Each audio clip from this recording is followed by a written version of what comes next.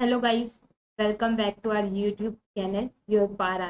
Last lecture में हमने linear algebra में जो भी हम अर्थमेटिक ऑपरेशन लगाते हैं, addition, subtraction, inverse of matrix, determinant, उसके काफ़ी प्रीवियस ईयर क्वेश्चंस डिस्कस किए थे।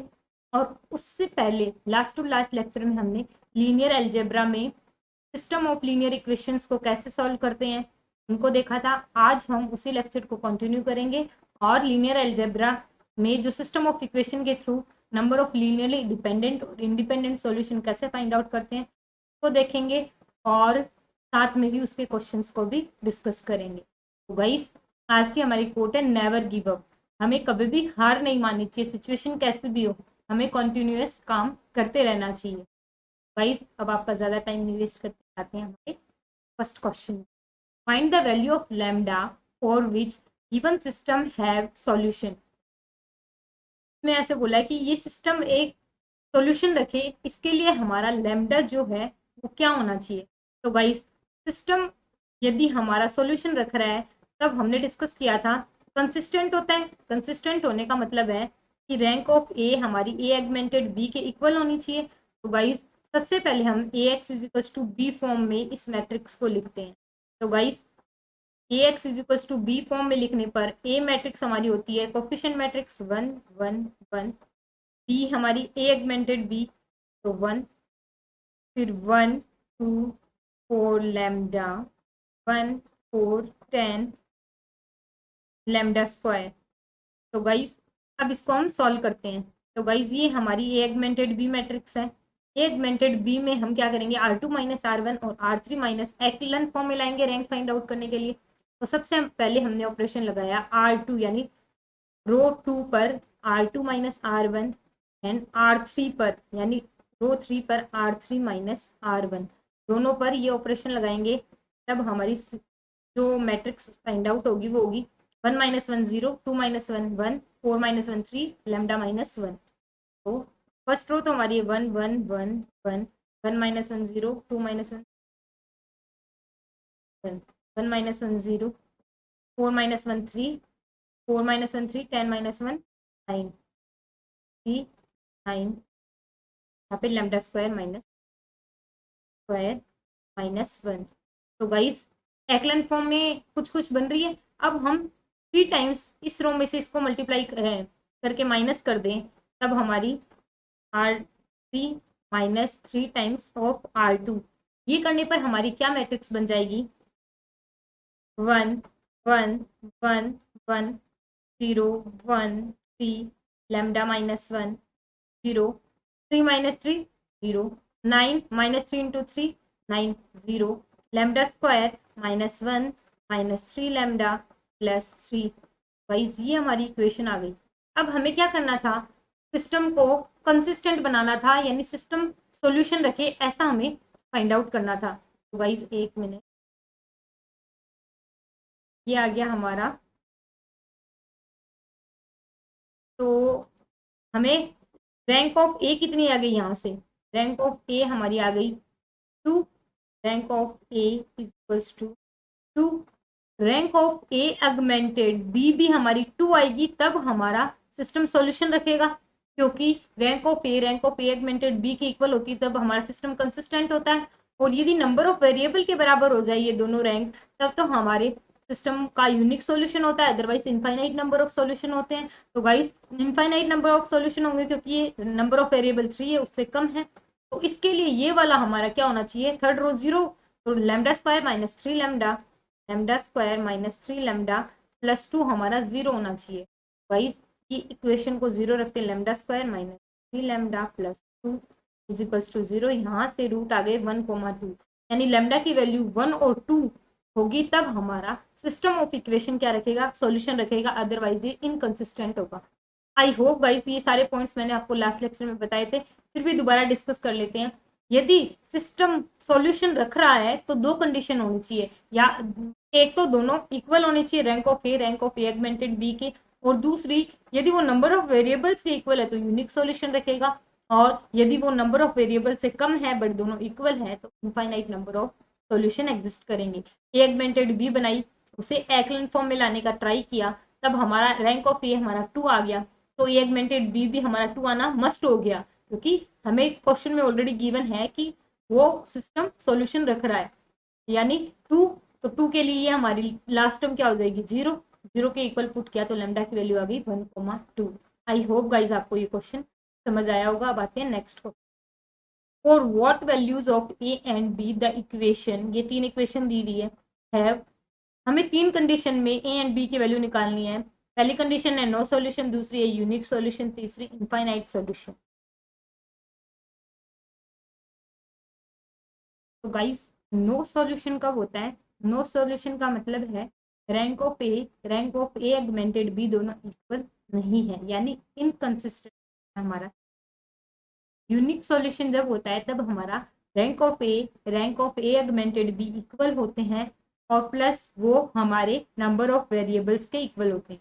इनफाइनाइट नंबर ऑफ सॉल्यूशन तब होता है जब रैंक ऑफ ए हमारा rank of A augmented B के इक्वल होता है, बट दोनों ही नंबर ऑफ वेरिएबल से कम होते हैं। तो गाइस अब ज़्यादा टाइम नहीं वेस्ट करते हुए हम सबसे पहले ए एगमेंटेड बी मैट्रिक्स को फॉर्म करते हैं। तो गाइस ए एगमेंटेड बी मैट्रिक्स है हमारे 1 2 3 4 1 3 4 5 1 3 ए बी। तो गाइस सबसे पहले हम क्या करते हैं, R2 R3 को R2 में से माइनस कर देते हैं और R2 को R1 में से माइनस कर देते हैं। तो गाइस हमारा सबसे पहला ऑपरेशन R3 R2 में से माइनस करके और R2 को हमने R1 में से माइनस सब्ट्रैक्शन क्या मतलब, तो 1 - 1 0 3 - 3 0 a - 4 b - 1 2 3 4 हमारी फर्स्ट रो है और इक्वलेंट है ये 1 2 3 4 1 0 0 a - 4 b - 5 और गाइस हमारी सेकेंड रो बन जाएगी 1 - 1 0 2 3 - 2 1 4 - 3 1 5 1। तो गाइस ये आ गई हमारी 0 ट्रिपल 1। तो गाइस सबसे पहला हमारा है नो सॉल्यूशन, यानी रैंक ऑफ ए हमारी रैंक ऑफ फर्स्ट ऑप्शन के लिए, यानी नो सॉल्यूशन के लिए रैंक ऑफ ए हमारी rank of A augmented B के इक्वल नहीं होनी चाहिए। तो रैंक ऑफ ए हम 2 कर देते हैं। 2 कब हो जाएगी, जब ये पूरी रो हमारी 0 हो जाए, यानी a - 4 हमारा 0 के इक्वल हो जाएगा, तब a हमारा आ जाएगा 4। a हमारा 4 आने का मतलब है कि रैंक ऑफ ए हमारी बन गई 2 और rank of A augmented B हमारी अब 2 नहीं होनी चाहिए, यानी rank of A augmented B हमारी 3 होनी चाहिए। तो 3 होने के लिए b - 5 not equal to 0, that is b not equals to 5।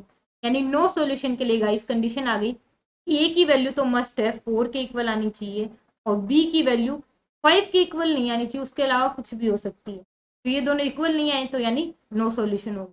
अब आते हैं सेकंड कंडीशन पर, जो कि हमारी है ए यूनिक सॉल्यूशन। तो गाइस यूनिक सॉल्यूशन के लिए क्या कंडीशन होती है हमारी, रैंक ऑफ ए हमारी rank of A augmented B के इक्वल होनी चाहिए। यूनिक सॉल्यूशन के लिए गाइस याद रखना वो नंबर ऑफ वेरिएबल्स के इक्वल, यानी 3 के इक्वल। तो गाइस यहाँ से रैंक ऑफ ए 3 होगी जब हमारा a - 4 0 के इक्वल ना हो, a - 4 नॉट इक्वल्स टू 0 होगा, तब हमारी रैंक ऑफ ए 3 आएगी, यानी a नॉट इक्वल्स टू 4।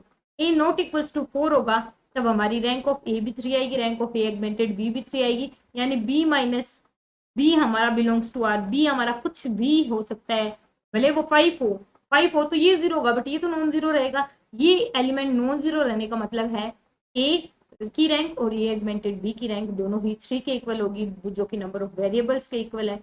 यानी दो condition a is equals to 4 and b belongs to r, तो हमारा सॉल्यूशन होगा यूनिक। अब आते हैं गाइस थर्ड कंडीशन जो हमें फाइंड आउट करनी है। थर्ड कंडीशन है हमारी infinite number of solution. Infinite number of solution के लिए हमारी कंडीशन होती है ए की रैंक ए एगमेंटेड बी के इक्वल होनी चाहिए, but less than number of variable that is 3। तो गाइस हम देखते हैं लेस देन 3 यानी a - 4 को 0 कर दिया तो रैंक ऑफ ए - 4 को 0 पुट कर दिया, यानी a हमारा 4 आ गया। a हमारा 4 आ गया तो इससे हमारी रैंक ऑफ ए का तो कंफर्मेशन हो गया, 2 आएगी और वो लेस देन 3 है। अब हमें rank of A augmented B को भी 2 लाना है, तो 2 लाने के लिए हमारा ये एलिमेंट भी 0 हो जाएगा, यानी b minus 5 is equals to 0, that is b equals to 5। तो b 5 आएगा, a 4 आएगा, तब हमारा system infinite number of solution रखेगा।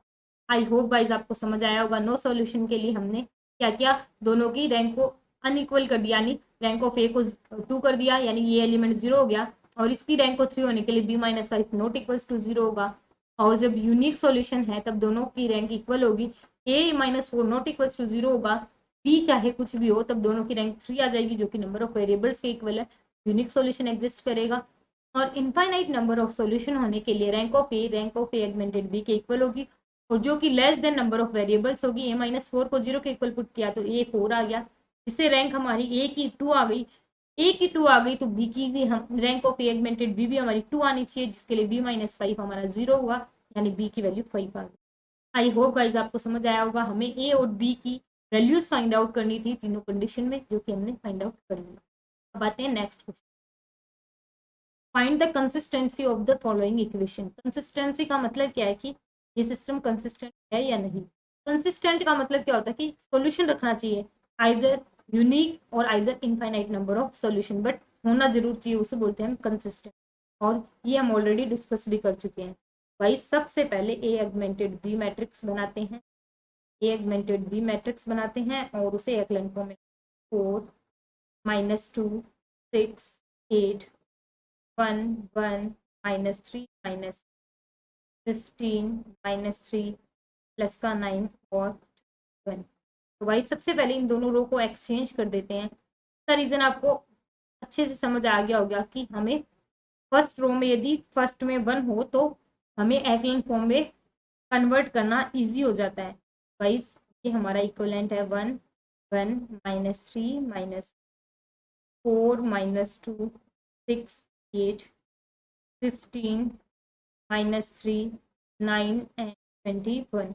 तो गाइस अब इसे हम सॉल्व करते हैं। तो गाइस 4 टाइम को माइनस कर देंगे, R2 -4 R1 and R3 -15 R1। Guys हमें ऑपरेशन लगाने हैं R2 पे, R2 -4 R1 and R3 -15 R1। अब हम दोनों ऑपरेशन लगाते हैं और देखते हैं वैल्यू 1 1 -3 -1 1 1 -3 -1। अब आते हैं 4 टाइम को माइनस करते हैं, 4 -4 0 -2 -4 -6 अब आते हैं इस पे 4 3 12 प्लस 6 18, माइनस करना था बट माइनस माइनस प्लस हो गया, और 8 माइनस प्लस का 4 यानी 12, ये आ गया हमारा। अब आते हैं थर्ड रो पर 15 -15 0 माइनस का 3 माइनस का 15 माइनस का 18 15 -15 0 माइनस का 18। अब आते हैं 9 माइनस हमें 15 15 3 45 प्लस 9 यानी दैट इज 54। अब आते हैं लास्ट एलिमेंट 21 माइनस 15 और वो भी माइनस माइनस प्लस का 15, 21 plus 15 that is 36।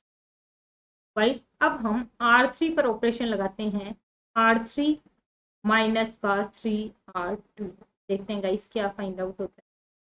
1 1 -3 1 0 -6 18 12 0 6 3 18 minus minus plus 0 18 3 54 -54 0 12 3 36 36 that is 0। तो गाइज यहाँ से आप क्लियरली देख सकते हैं कि रैंक ऑफ ए हमारी rank of A segmented B दोनों इक्वल हैं, और दोनों किसके इक्वल है, 2 के, और वो भी less than number of variables. तो गाइज ये सिस्टम रखेगा हमारा infinite number of solution. Infinite number of solution रखे या यूनिक सॉल्यूशन रखे, बट सिस्टम तो हमारा क्या हो गया, कंसिस्टेंट। तो सिस्टम हो गया हमारा कंसिस्टेंट। यही हमें फाइंड आउट करना था कि हमारा सिस्टम कंसिस्टेंट है या इनकंसिस्टेंट। आई होप गाइज आपको समझ आया होगा। हमने ए एक्लन बी ए augmented B matrix find out की, उसकी रैंक फाइंड आउट की, तो रैंक ऑफ ए से कंपेयर किया और उसको नंबर ऑफ वेरिएबल से देखा कि लेस देन है तो ऑफ सॉल्यूशन। बातें next question. Find the value of lambda and mu, हमें लेमडा एंड म्यू की वैल्यू फाइंड आउट करनी है, इसलिए so that the system has, ये सिस्टम हमारा यूनिक सॉल्यूशन रखे और नो सॉल्यूशन। गाइस वही हमारा रूल ए एगमेंटेड बी पे आते हैं। ए एगमेंटेड बी फाइंड आउट किया तो हमारी इक्वेशन बन गई 2 3 5 9 7 3 -2 8 2 3 लैम्डा एंड म्यू। गाइस ये हमारी इक्वेशन बन गई। गाइस सबसे पहले इसमें से इसको माइनस R3 में से किया, गाइस ये तो परफेक्टली सेट हो गया। इसको करेंगे तो हमें 7/2 से मल्टीप्लाई करके माइनस करना होगा, यानी हमें R2 पर ऑपरेशन लगाना होगा। R2 माइनस का 7/2 इंटू R1 एंड R3 को डायरेक्टली R1 में से माइनस करना होगा। R1 359, पहली रो है हमारी 3 5 एंड 9 5। अब आते हैं नेक्स्ट पर 7 -2 इंटू 7/2 यानी 7 दैट इज 0। अब आते हैं 3 -3 इंटू 7/2 तो 3 2 जा 6 6 -21/2 यानी -15/2 माइनस का 5/2। अब आते हैं नेक्स्ट पर माइनस का 2 माइनस का 5 इंटू 7/2 7 5 जा 30 5 -4 -39/2 का 39 डिवाइड बाई 2। अब 8 -9 इंटू 7/2 8 2 जा 16 9 6 जा 7 9 जा 63 डिवाइड बाई 2 तो 50 -3 47 माइनस का 47/, ये आ गई हमारी रो 2। रो 3 2 -2 0 3 -3 0 lambda -5 mu -9 0 0 lambda -5 mu -9 lambda -5 mu -9, ये हमारी आ गई। और हमें फर्स्ट देखना है कि unique solution. Unique solution first condition unique solution के लिए रैंक ऑफ ए हमारी rank of A augmented B के इक्वल होगी और जो कि number of variable that is 3 के इक्वल होगी। तो गाइस रैंक ऑफ ए 3 होने के लिए ये हमारा किसी भी कंडीशन में 0 नहीं हो सकता, यानी lambda -5 not equals to 0 that is lambda is equals to not equals to 5। तब हमारी रैंक ऑफ ए हमारी 3 आ गई। और ये जब नॉन जीरो होगा तब rank of A augmented B तो ऑटोमेटिकली कितना हो गया 3। तो म्यू -9 यानी mu belongs to R. Mu हमारा कुछ भी हो, यदि लैम्डा 5 के इक्वल नहीं है तो दोनों 3 होंगे और यूनिक सॉल्यूशन रखेंगे। Unique solution I hope guys आपको ये अच्छे से क्लियर होगा। ये जो सॉल्यूशन फाइंड आउट करना होता है और सॉल्यूशन में भी जब हमें किसी वेरिएबल पर कंडीशन फाइंड आउट करनी होती है, ये बहुत से लोगों को टफ पार्ट लगता है, लेकिन ये टफ कुछ नहीं है गाइस। हमें 3 ही कंडीशन याद रखनी है, ये दोनों इक्वल, वो भी नंबर ऑफ वेरिएबल्स के, तो यूनिक सॉल्यूशन आ गया गाइस। अब हम देखते हैं आगे गाइस, ये आ गया यूनिक सॉल्यूशन। दूसरी कंडीशन थी हमारी नो सॉल्यूशन। तो गाइस नो सॉल्यूशन के लिए क्या करना होगा हमें, नो सॉल्यूशन के लिए हमारा रैंक सेकेंड ऑप्शन जो रैंक नो सॉल्यूशन है, यानी रैंक ऑफ ए हमारा rank of A augmented B के इक्वल नहीं होगा नो सॉल्यूशन के लिए, इनकंसिस्टेंट होने के लिए। तो गाइस नो सॉल्यूशन यानी ये 0 हो जाए तो ये तो कितनी हो जाएगी रैंक हमारी 2, और ये नॉन 0 हो जाए तो इसकी हो गई 3। तो guys lambda rank of A is equals to 2 आ जाएगी कब, when lambda -5 is equals to 0 that is lambda is equals to 5। अब नॉट इक्वल्स के लिए rank of A augmented B हमें 3 के इक्वल लानी होगी, जो कि म्यू -9 नॉट इक्वल्स टू 0 होने पर ही होगी, यानी म्यू नॉट इक्वल्स टू 9 और लैम्डा इक्वल्स टू 5, ये दो कंडीशन ट्रू होगी, तब हमारा सिस्टम नो सॉल्यूशन यानी इनकंसिस्टेंट होगा। गाइस आई होप आपको समझ आ गया होगा। नो सॉल्यूशन के लिए दोनों इक्वल नहीं, रैंक ऑफ ए 2 कब होगी, जब ये हमारी टर्म एलिमेंट 0 हो जाए। ये 0 होने का मतलब है लैम्डा हमारा 5 के इक्वल आ जाए, लैम्डा 5 के इक्वल आ जाए तब ये रैंक ऑफ ए हमारी 2 हो गई। और जब ये नॉन 0 होगा तो rank of A augmented B तो हर कंडीशन में हमारी 3 रहेगी। 3 रहने के लिए mu -9 not equal to 0 that is mu 9। I hope guys आपको ये समझ आया होगा।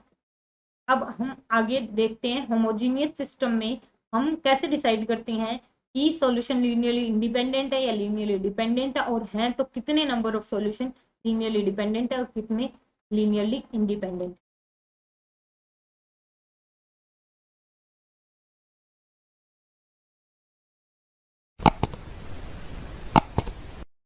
तो guys homogeneous system of equation हमारा टॉपिक है। Non homogeneous system of equation में हम कैसे कंसिस्टेंट, इनकंसिस्टेंट और यूनिक सॉल्यूशन देखते हैं, वो सब हमने देख लिया। अब होमोजीनियस सिस्टम क्या होता है? जब हमारा X is equal to B था, बी की जगह हमारा नल मैट्रिक्स हो जाए, बी हमारा नल मैट्रिक्स हो जाए, तब नल मैट्रिक्स कौन है? हमारा बी।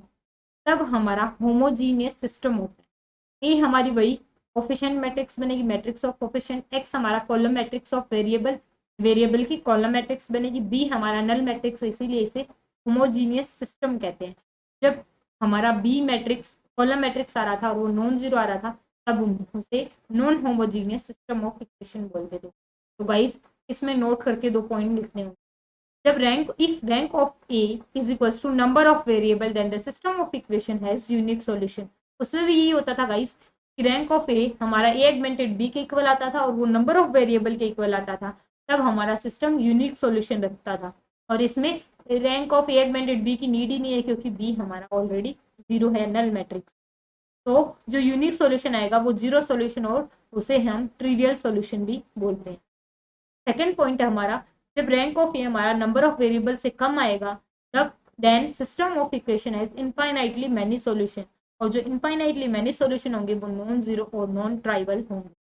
आई होप गाइज आपको ये दोनों पॉइंट समझ आए होंगे। दोनों में सिमिलरिटी रखने के लिए आप एक व्हाइट पेपर लेना, A4 शीट लेना, और उस पर होमोजीनियस और नॉन होमोजीनियस 2 पार्टीशन करके दोनों के पॉइंट्स को एक साथ नोट करना, क्योंकि गाइज कंपैरिजन करके स्टडी करना हमेशा इजी होता है और हमारा माइंड भी मैपिंग को जल्दी एक्सेप्ट, और ये आप पॉइंट्स को शॉर्ट नोट में भी डाल सकते हैं।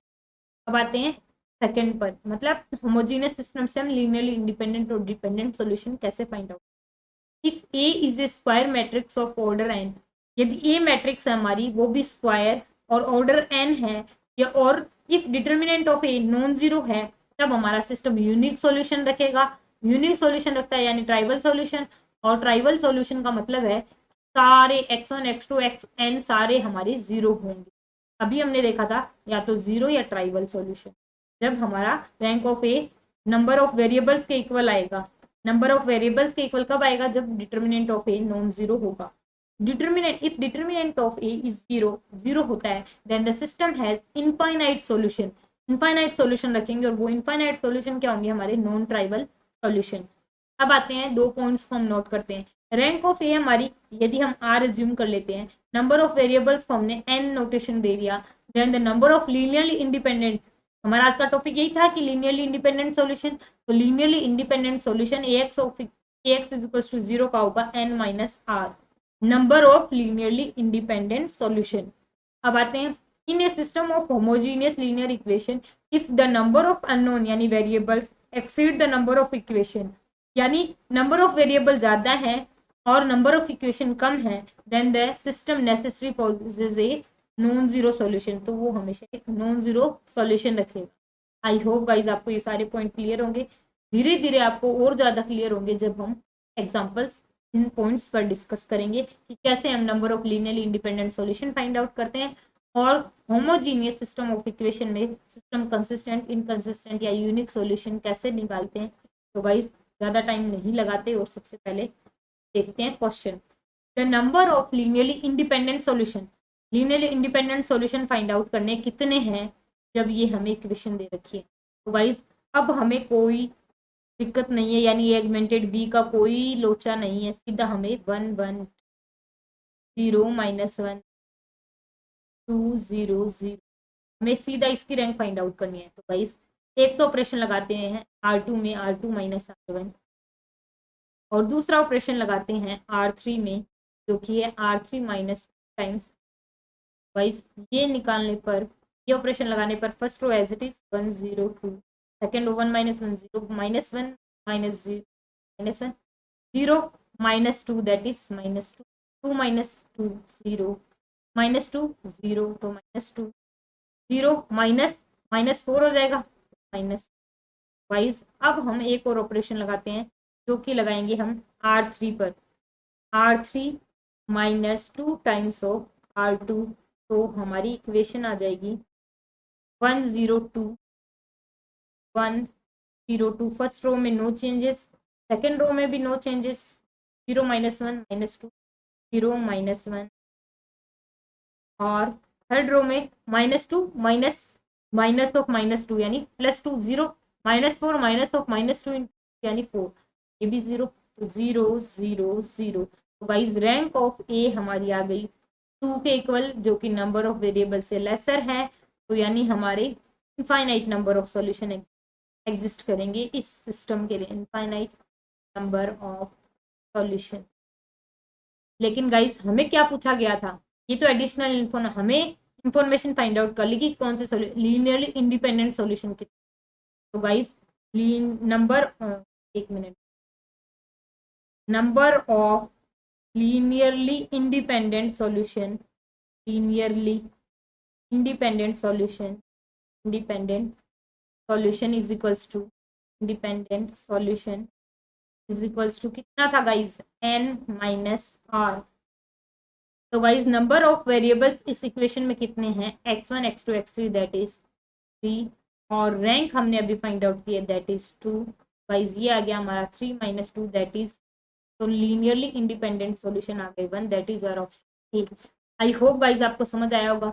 जो भी हम अब तक के लिए ना यूनिक सॉल्यूशन या इनफाइनाइट नंबर ऑफ सॉल्यूशन या नो सॉल्यूशन के लिए देख रहे थे, वो प्रोसेस सेम जाएगा, यानी रैंक तक सेम जाएगा, और उसके बाद में लीनियरली इंडिपेंडेंट सॉल्यूशन के लिए n - r value find out करनी। r हम यहाँ से निकाल लेंगे, n हमें ऑलरेडी पता होता है कि कितने नंबर ऑफ वेरिएबल्स हैं। गाइस अब आते हैं next question, does this system consistent. अब कंसिस्टेंट के तो हमने पहले भी किए, लेकिन वो किए थे हमने नॉन होमोजीनियस के लिए, और ये सिस्टम हमारा होमोजीनियस। कहाँ से पता चला, समझ आ गया। अब देखते हैं 1 2 3 4 इक्वेशन और 4 ही वेरिएबल है। तो हमने ये क्यों चेक किया कि 4 इक्वेशन 4 वेरिएबल है, क्योंकि गाइस हमने अभी पॉइंट पढ़ा था कि यदि सिस्टम में नंबर ऑफ अननोन्स कम होंगे, नंबर ऑफ अननोन ज्यादा होंगे और नंबर ऑफ इक्वेशंस कम होंगी, तब नॉन जीरो सॉल्यूशन एग्जिस्ट करेगा। तो हम डायरेक्टली बता सकते हैं, इसलिए हमने पहले ही चेक कर लिया। तो इसमें क्या आया, नंबर ऑफ वेरिएबल और नंबर ऑफ इक्वेशंस इक्वल हैं। हम सबसे पहले एक ये मैट्रिक्स फॉर्म करते हैं, जो कि हमारी कोफिशिएंट मैट्रिक्स है 1 1 1 x y z w, x y z और w, x y का हमारा 0, z हमारा -3, w का 2।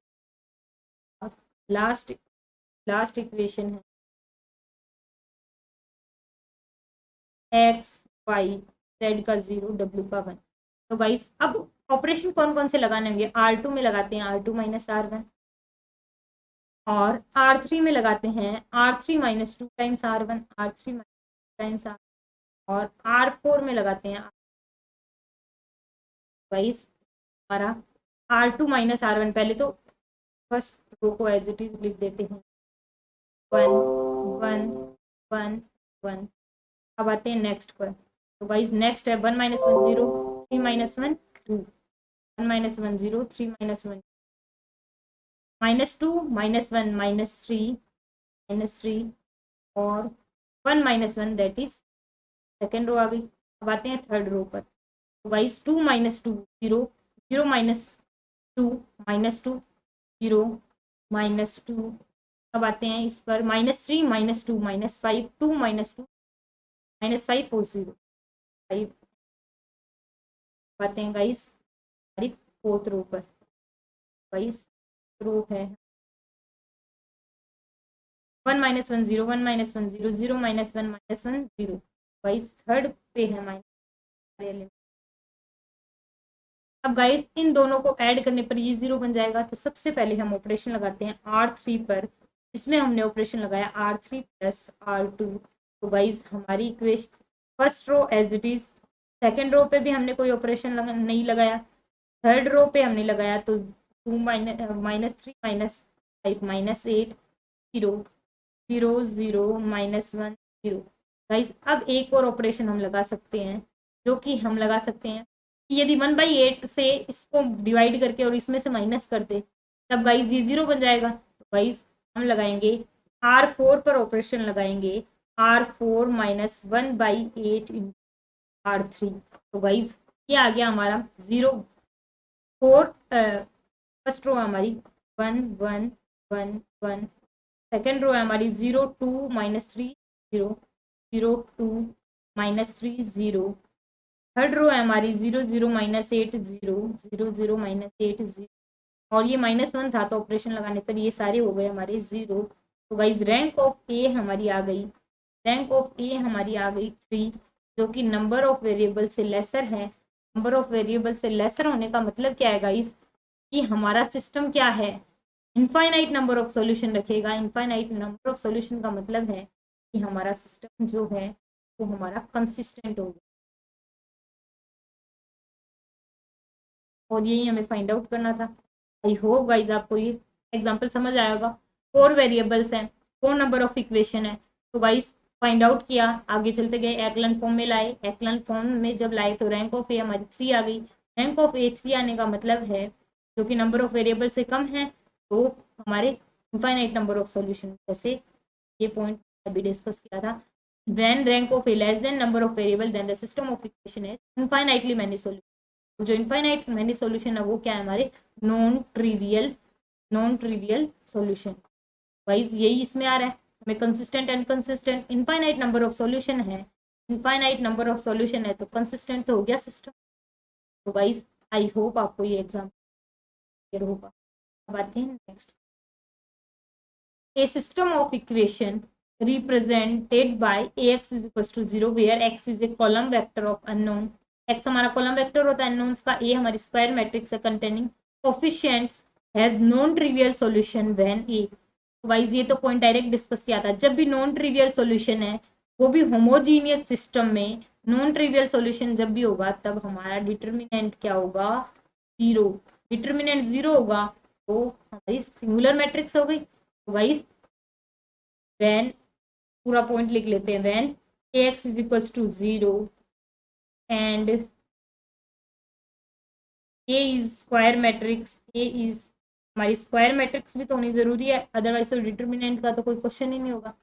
a is a square matrix and has a non trivial solution, has a non trivial solution, non trivial solution भी रखे, square matrix भी हो, तब हमारा डिटर्मिनेंट ऑफ ए 0 होगा।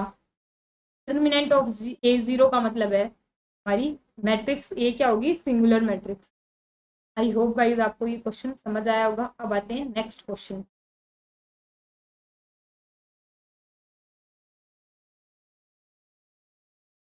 नेक्स्ट क्वेश्चन है, a system of linear simultaneous equations is given as ax is equals to b and b हमें matrix दे रखी है, which one of the following statement is true, x a null vector है, unique solution रखता है, does not exist या infinite solution.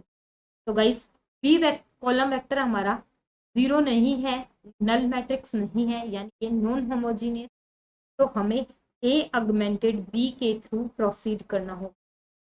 Guys ये already आपको दिख रहा है, लेकिन मेरा बताने का मतलब ये है कि आपको डिफ्रेंशिएट कैसे करना होगा होमोजीनियस सिस्टम में 1 0 1 0 0 0 1 0 1 0 1 1 0 0, लास्ट रो है हमारी 0 0 1 1 0 1। तो गाइस सबसे पहले हम ऑपरेशन लगाएंगे R3 माइनस R1। गाइस सबसे पहला हमारा ऑपरेशन होगा R3 जो कि है R3 माइनस R1।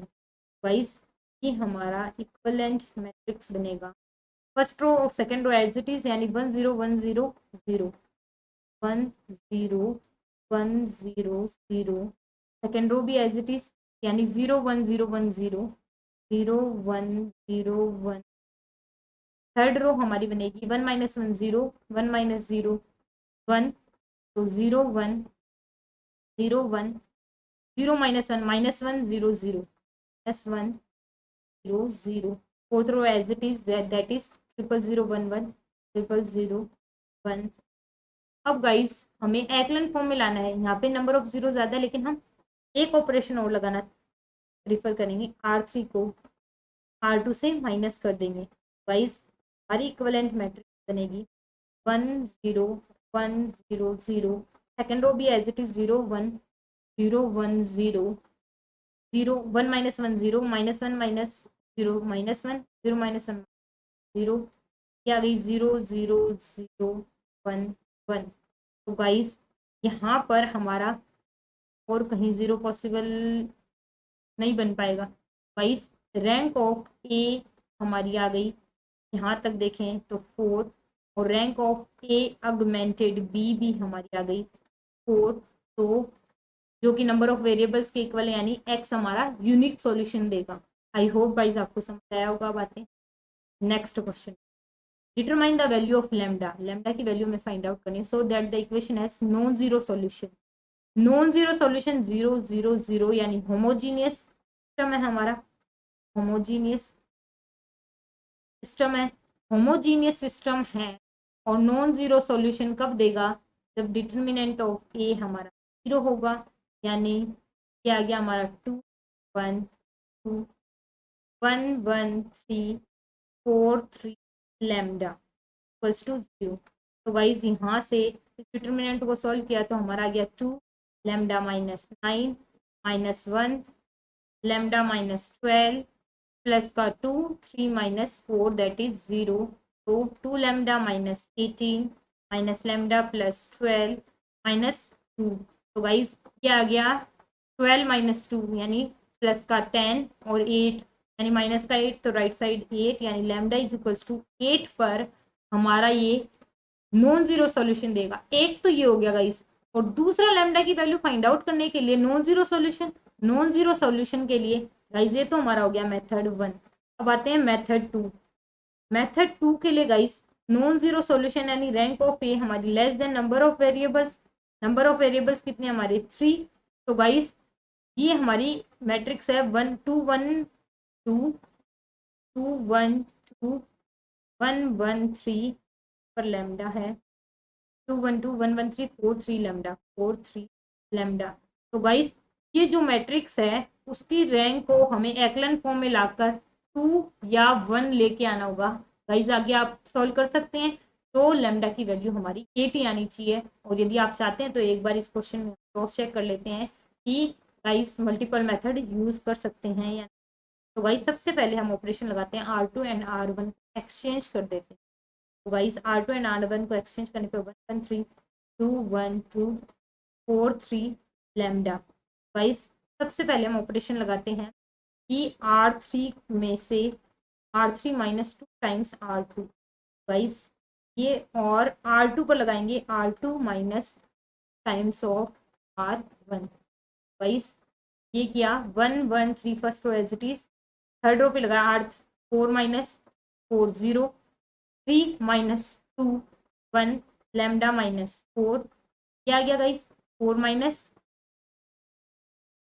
2 2 जा 4 0 3 माइनस 2 1 लैम्डा माइनस 4, और R2 minus 2 0 1 minus 2 minus 1 2 minus 4 that is minus 1।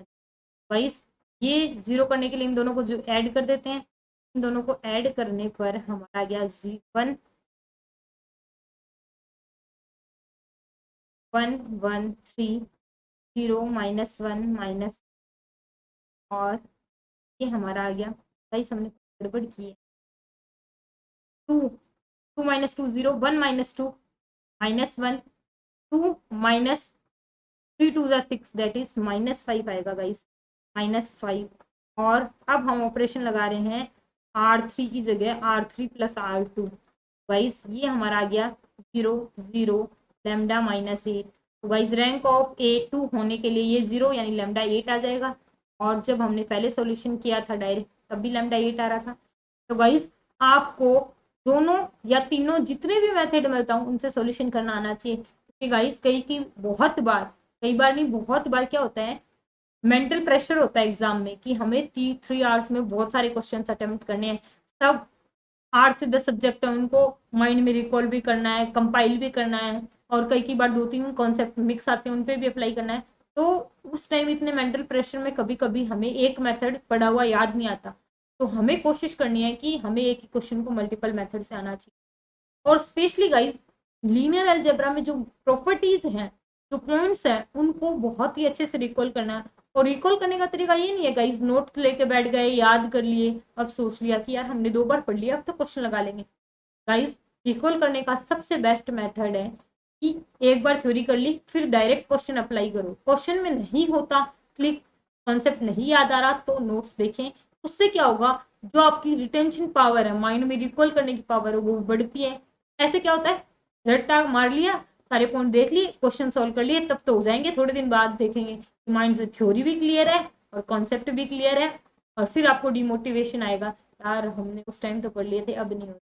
तो गाइस हमें हमेशा ये स्ट्रेटेजी फॉलो करनी है कि थ्योरी रिवाइज करनी है जब पॉइंट्स में गड़बड़ आए। वैसे तो रिवीजन प्रॉपर करना ही है, लेकिन हमें रिवीजन करते हाथों क्वेश्चंस नहीं सॉल्व करने, क्वेश्चन सॉल्व करने के लिए थोड़ा सा हमें गैप देना। तो गाइस आई होप इसके दोनों कॉन्सेप्ट समझ आए होंगे। अब आते हैं next, for the system of equation. इस सिस्टम ऑफ इक्वेशन के लिए which one of the following is possible. Guys ये जीरो नहीं लिख सकते, ये लिखना होगा 0 0 0 या नल मैट्रिक्स, या तो जीरो का मतलब आप मानेंगे नल मैट्रिक्स। तो गाइस पॉसिबल सॉल्यूशन बताना है। तो गाइस ये होमोजीनियस है, होमोजीनियस है तो गाइस हम सबसे पहले क्या करते हैं, तो हमें मैट्रिक्स दे रखी है उसको एक्लन फॉर्म में, गाइस ऑपरेशन क्या लगाएंगे, ऑपरेशन इस सपोज, तो guys R2 minus R1, R2 का R, और एक ऑपरेशन लगाएंगे हम R3 R1 पर R3। गाइस सबसे पहले हम R2 पर लगाते हैं, तो गाइस ये आ गया हमारा 1 0 2 1 minus 1 0 minus 1 minus 0 minus 0 minus 2 2 minus 2 0 minus 2 0 minus guys ये आइडेंटिकल है -2, तो गाइस हम क्या करेंगे R3 में ऑपरेशन लगाएंगे R3 माइनस R2। तो गाइस हमारी मैट्रिक्स बन जाएगी 1 0 2 1 0 2, सेकेंड रो आ जाएगी हमारी 0 माइनस 1 माइनस 2 0 माइनस 1, तो थर्ड रो हमारी आ जाएगी 0 0 0। तो रैंक ऑफ ए हमारी आ गई 2। तो infinite number of solution exist करेंगे, बट हमें पॉसिबल सॉल्यूशन। तो गाइस यहाँ से हमें क्या करना होगा, एक बार मैट्रिक्स पूरी लिख लेते हैं, x2 x3, और जो कि हमारा नल मैट्रिक्स ये है 0, हमारा नल मैट्रिक्स को बता रहा है, नल मैट्रिक्स के इक्वल है। तो यहाँ से सॉल्यूशन फाइंड आउट करना बहुत इजी हो जाएगा गाइस। फर्स्ट से हमारा है x1, ये हमारा है गाइस, ये x1 plus 2 times of x3 equals to 0, और तो हमारा यहाँ से x1 x3 में इक्वेशन आ गई, यहाँ पर second equation -x2 -2 x3 is equals to 0। तो गाइज यहाँ से हमारा x1 आ गया माइनस का 2x3, और यहाँ से हमारा x2 आ गया 2 टाइम्स ऑफ माइनस का 2 टाइम्स ऑफ। तो गाइज हम अज्यूम कर लेते हैं x3 को k, तो x1 आ गया हमारा माइनस का 2k, और x3 आ गया हमारा माइनस x2 आ गया हमारा माइनस का 2k। तो गाइज हमारा आ गया -2k -2k एंड k। तो गाइज चेक करते हैं से -2 है प्लस का 1, that is option B is correct answer. तो गाइज आई होप आपको समझ आया होगा। अभी तक हमने किसी भी इक्वेशन में सॉल्यूशन नहीं निकाले थे गाइज, यहाँ से सॉल्व करने पर 3 वेरिएबल में 3 इक्वेशन बनेगी, यहाँ से भी आप सॉल्व कर सकते हैं। और अगमेंटेड जो हम निकालते हैं, यदि नॉन होमोजीनियस होता है तो ओनली डायरेक्ट ए मैट्रिक्स से भी हम सॉल्यूशन फाइंड आउट कर सकते हैं। अब आते हैं guys next question, number of linearly independent solution of. Linearly independent निकालने गाइस, एक बात आपको क्लियरली समझ आ रही है इस क्वेश्चन को देखकर, नंबर ऑफ वेरिएबल्स यानी n, नंबर ऑफ वेरिएबल्स कितने हैं हमारे 4, x y z and w। Homogeneous system है हमारा क्योंकि बी मैट्रिक्स हमारी नल मैट्रिक्स है। तो गाइस नंबर ऑफ और नंबर ऑफ इक्वेशन 3 है, नंबर ऑफ वेरिएबल्स ज्यादा है हमारे नंबर ऑफ इक्वेशन से, तो number infinite number of solution तो एग्जिस्ट करेंगे, वो तो हम डायरेक्ट बता सकते थे। इसीलिए इस क्वेश्चन में क्या पूछा गया, लीनियरली इंडिपेंडेंट सॉल्यूशन कितने होंगे। तो guys number of linearly LI का मतलब linearly independent solution, number of linearly independent solution कितने होते हैं हमारे n - r एन हमने देखा 4 माइनस आर, तो रैंक फाइंड आउट करने के लिए हमें मैट्रिक्स लिखनी होगी 3 minus 1 1 2 3 1 minus 1 minus 2 12 minus 4 minus 6। तो गाइस सबसे पहले ऑपरेशन लगाते हैं R2 पर R2 माइनस R1, और R3 पर क्या ऑपरेशन लगा सकते हैं guys, R3 minus 4 times of R1। Guys 3 minus 1 minus 1 2, 3 minus 1 minus 1 2, ये हमारी फर्स्ट रो है। और सेकेंड रो में हमने ऑपरेशन लगाया है R2 minus R1, 3 minus 3 0, 1 minus minus 1 यानी 2, 0 2 माइनस 1 माइनस माइनस प्लस 1 यानी 0, और माइनस 2 माइनस माइनस 2 यानी इसका 4।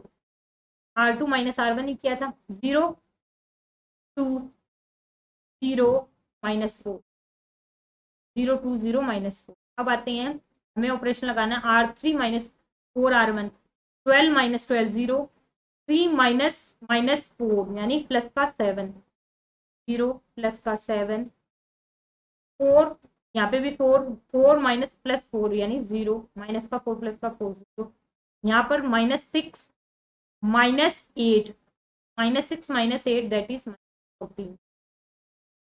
वाइस हम इन दोनों को इक्वेट कर सकते हैं, ये हमारी इक्वलेंट है। R3 में ऑपरेशन लगाएंगे R3 माइनस 7/2 R2, तो गाइस ये हमारी इक्वेशन इक्वलेंट आ गई। 3 minus 1 minus 1 0 2 0 minus 4 0, 7 minus 2 into 7/2 that is 0 0, minus 14 minus minus plus 4 into 7/2 that is 14 that is 0। Guys हमारी यहाँ से रैंक ऑफ मैट्रिक्स कितनी आ गई, 2। रैंक ऑफ मैट्रिक्स आ गई हमारी 2, रैंक ही हमें फाइंड आउट करनी थी। Rank of A that is R is 2। तो गाइस हमें फाइंड करने थे number of linearly independent solution 4 minus 2 that is 2। Number of linearly independent solution 2 होंगे, और डायरेक्ट इक्वेशन को देख के हम बता पा रहे थे कि हमारा सिस्टम कंसिस्टेंट है या इनकंसिस्टेंट, वो कैसे। तो गाइस पॉइंट का जो इम्पोर्टेंस है वो यहाँ पे समझ आ रही होगी। अभी डिस्कस किया था जब हमारा होमोजीनियस हो, रैंक ऑफ मैट्रिक्स हमें फाइंड आउट करने की नीड ही नहीं है। यदि नंबर ऑफ वेरिएबल्स हमारे ज्यादा है नंबर ऑफ इक्वेशन से, तो डेफिनेटली जो हमारी इक्वेशंस हैं इनफाइनाइट नंबर ऑफ सॉल्यूशन रखेंगे। बट कोइंसिडेंटली हमें यहाँ पे नंबर ऑफ सॉल्यूशन या फिर कितने नंबर ऑफ सॉल्यूशन है या कंसिस्टेंट है ये नहीं पूछा गया था, हमें पूछा गया था number of linearly independent solution. और number of linearly independent solution find out करने के लिए हमें n और r की नीड होती है। n हम डायरेक्ट बता सकते हैं नंबर ऑफ वेरिएबल्स, और रैंक हमने एक्लन फॉर्म में जाकर फाइंड आउट कर ली।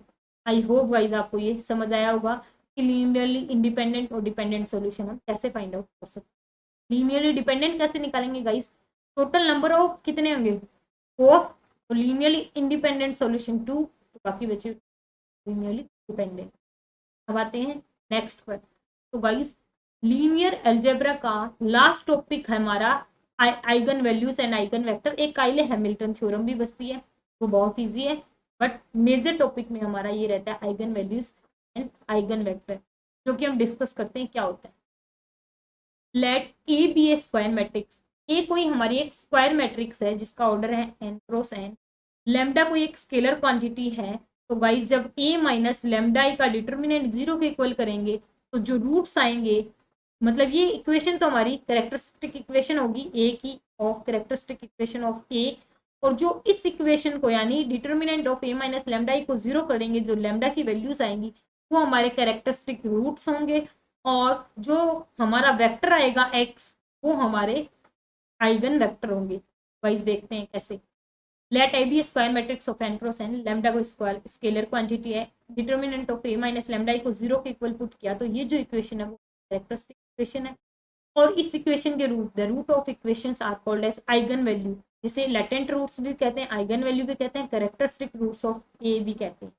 और for each eigen values lambda, जितनी भी आइगन वैल्यूज आएंगी यानी लेमडा की वैल्यूज आएंगी, एक नॉन जीरो वेक्टर जरूर एग्जिस्ट करेगा x, तो उसके लिए ax is equal to lambda x, और वो x ही हमारा आइगन वेक्टर, कैरेक्टरिस्टिक वेक्टर और लेटेंट वेक्टर कहलाएगा, किसका, a का।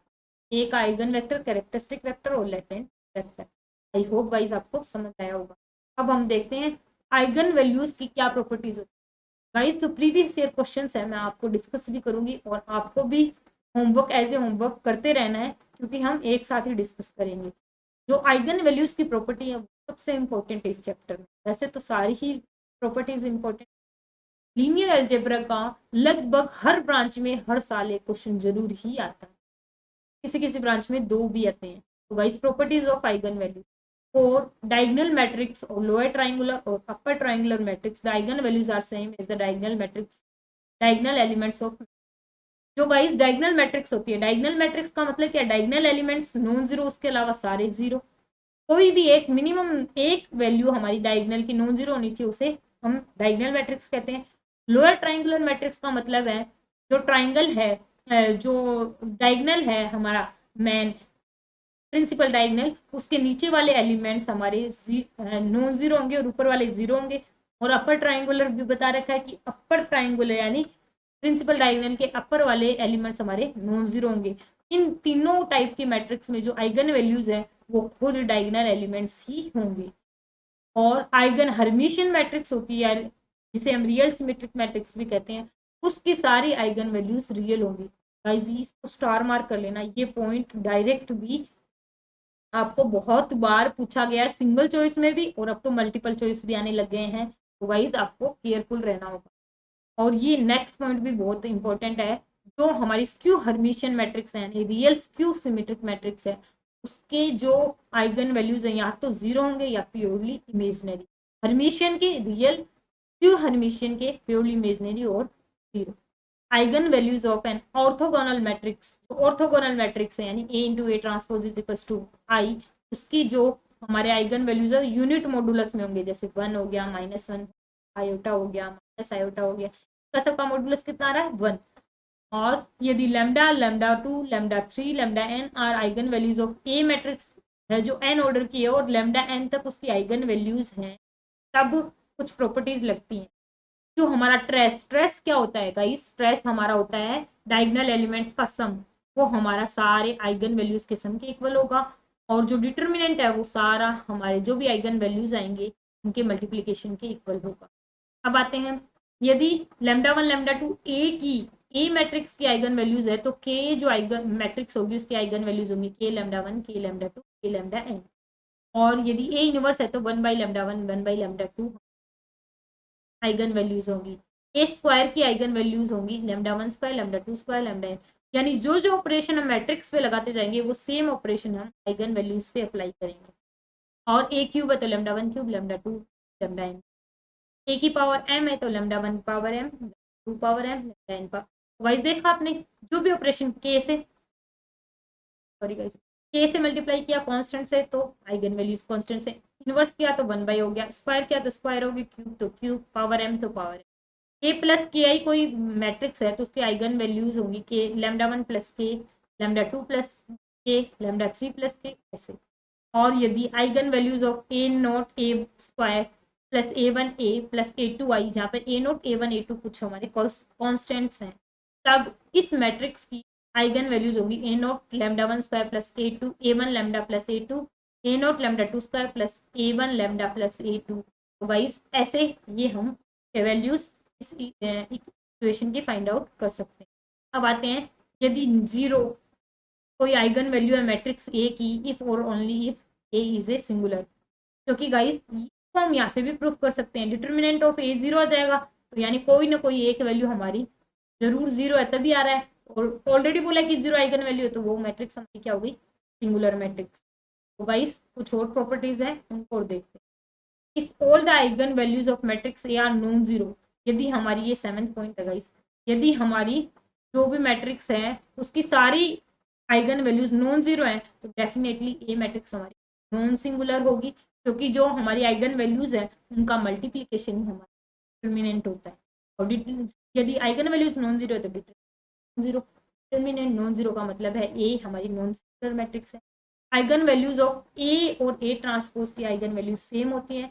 लैम्डा यदि आइगन वैल्यू है ऑर्थोगोनल मैट्रिक्स की, 1 बाई लैम्डा बी डेफिनेटली एक और आइगन वैल्यू होगी फिर यदि A plus iota B eigen value है रियल मैट्रिक्स ए की, कोई एक ए रियल मैट्रिक्स है जिसकी eigen value A plus iota B है, ए माइनस स्प्रिंट हो गया A minus iota B B, definitely उस ए मैट्रिक्स की आइगन वैल्यू होगी।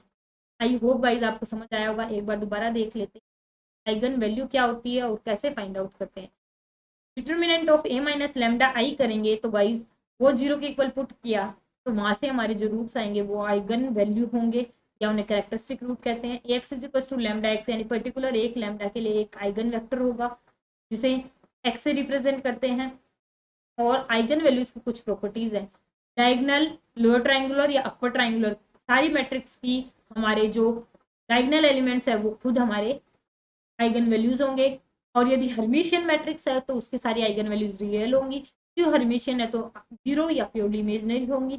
और जो ऑर्थोगोनल मैट्रिक्स है उसकी दो प्रॉपर्टी डिस्कस की है, एक तो ये कि उसके सारे आइगन वैल्यूज यूनिट मॉडुलस के होंगे, और दूसरी प्रॉपर्टी हमने देखी है यदि एक लैम्डा आइगन वैल्यू है ऑर्थोगोनल मैट्रिक्स की तो 1/λ बी जरूर आइगन वैल्यू होगी।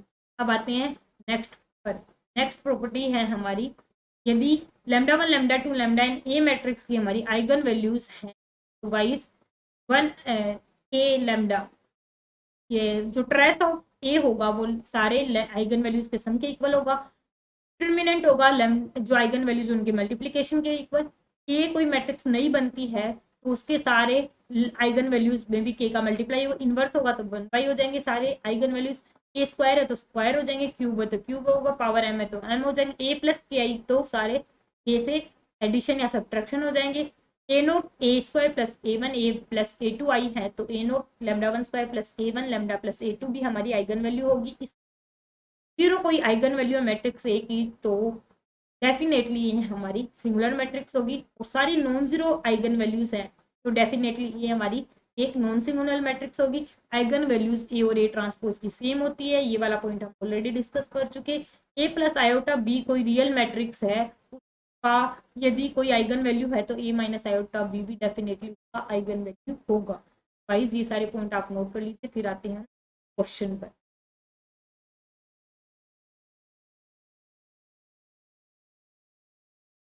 गाइस अब डिस्कस करते हैं question. Find the characteristic root. Characteristic root का मतलब ही क्या है, हमें determinant of A minus lambda I को क्या करना है। तो determinant of A minus lambda I कितना हो गया, lambda zero lambda. I hope guys आपको समझ आ रहा होगा। आइडेंटिटी मैट्रिक्स ये तो होती है 1 1 लैम्डा से मल्टीप्लाई कर देंगे तो गाइस ए माइनस लैम्डा आई, सॉरी गाइस 3x3 का लेना है क्योंकि ए मैट्रिक्स हमारी 3x3 ने ये कर लिया। ए मैट्रिक्स हमारी 1 2 3 0 -4 2 0 0 7, ये हमारी ए मैट्रिक्स। और इसमें से हमें सब्ट्रैक्ट करना है लैम्डा आई को, यानी लैम्डा 0 0 लैम्डा 0, और इसका जो डिटरमिनेंट आएगा उसको हम 0 के इक्वल वाइज आ गया हमारा 1 माइनस लैम्डा 3। फर्स्ट रो आ गई हमारी। सेकेंड रो पे आते हैं गाइस। सेकेंड रो आ गई हमारी 0 -4 माइनस लैम्डा 2 0 -4 -2, और थर्ड रो हमारी 0 0 0 0 7 माइनस लैम्डा 0 7 माइनस।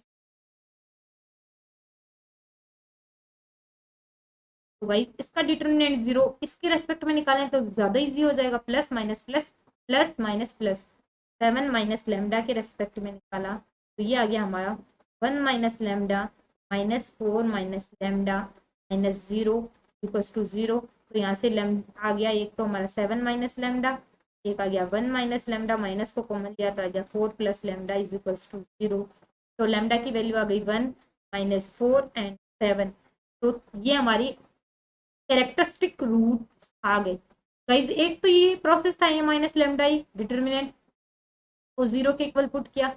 अब एक और मेथड है जो आपको क्लिक करना चाहिए, वो कब क्लिक करेगा जब प्रॉपर्टीज याद होंगी गाइस। ये अपर ट्रायंगुलर मैट्रिक्स नहीं है, डोर वाले सारे एलिमेंट 0, तो 1 -4 7 डायरेक्टली जो हमारे डायगोनल एलिमेंट्स है वही हमारे कैरेक्टरिस्टिक रूट हो जाएंगे। गाइस डायरेक्ट 1 - 4 यही यहाँ से आ रहे हैं, तो इतना टाइम सेव हो जाएगा, वो भी किसकी हेल्प से, प्रॉपर्टीज की हेल्प से। तो गाइस प्रॉपर्टीज की इंपॉर्टेंस तो लीनियर अलजेब्रा में अच्छी खासी समझ आ ही जाती है। a - lambda i = repetition strategy को फॉलो करना है गाइस। a - लैम्डा i यानी गाइस डायरेक्ट कर लेंगे। डायरेक्ट कैसे करेंगे, जो डायगोनल एलिमेंट्स है उनमें से लैम्डा सब्ट्रैक्ट कर देंगे और बाकी एज इट इज। गाइस ये -6।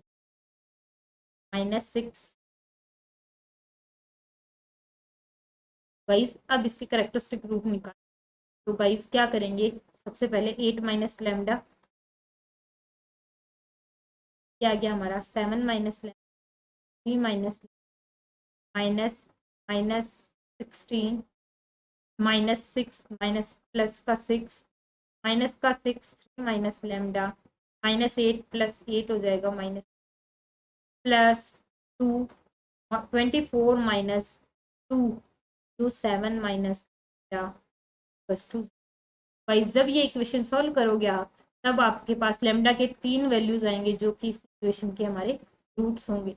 ये इक्वेशन मैं आपको सॉल्व करने देती हूँ गाइस। इक्वेशन सॉल्व करना कोई एक बड़ी टास्क नहीं, मेन था कॉन्सेप्ट। हमें a - लैम्डा i, यदि इसमें हम देख लेंगे ये हमें नहीं दिख रही कोई भी कि हमें अपर ट्राइंगुलर, लोअर ट्राइंगुलर या फिर कोई और मैट्रिक्स, तो गाइस इसका मतलब हम पूरा फाइंड आउट करना पड़ेगा, यानी पूरा सॉल्व करना पड़ेगा। तो गाइस आई होप आपको बहुत अच्छे से समझ आया होगा कि कैरेक्टरिस्टिक रूट्स कैसे फाइंड आउट करते हैं। आगे आने वाले लेक्चर्स में आइगन वेक्टर्स कैसे देखते हैं वो भी देखेंगे। गाइस सबसे पहले आइगन वैल्यूज की जो प्रॉपर्टीज थी वो डिस्कस कर चुके थे, अब आइगन वेक्टर्स की ओर देखते हैं। For each eigen values of A matrix there are infinitely many eigen vector. Guys lambda into x, यानी लैम्डा की कोई एक वैल्यू उससे मल्टीप्लाई करने पर एक्स, तो इनफाइनाइटली मेनी आइगन वेक्टर्स। ऐसे वो आपको एग्जांपल से भी और अच्छे से क्लियर होगा। If some eigen values of A matrix A are repeated, ऐसा भी तो हो सकता है लैम्डा की वैल्यूज जैसे 3 × 3 2 2 3 यानी 2 रिपीट हो रही है, रिपीट होगी, तब ए में और may not be linearly independent. Eigen vectors होंगे वो जरूरी नहीं है कि लीनियरली इंडिपेंडेंट हो भी सकते हैं, कन्फर्मली नहीं कह सकते। और ए और ए की पावर m की आइगन वेक्टर सेम होंगे, बट आइगन वैल्यूज क्या थी, इसकी लैम्डा, तो इसकी लैम्डा पावर m। और आइगन वेक्टर्स ऑफ ए और ए इनवर्स के भी सेम होंगे, जबकि आइगन वैल्यूज किसकी सेम थी, ए और ए ट्रांसपोज की। ए और ए इनवर्स की आइगन वैल्यूज क्या थी, लैम्डा और 1/λ। तो गाइस हमेशा कंपैरिजन करके स्टडी करना है। जैसे पहले मैंने आपको होमोजीनियस नॉन होमोजीनियस के लिए कंपैरिजन करके स्टडी करना बताया था, यहाँ पर आपको आइगन वैल्यूज और आइगन वेक्टर्स की प्रॉपर्टीज को कंपेयर करना है, ताकि आप कहीं पर भी कंफ्यूज ना।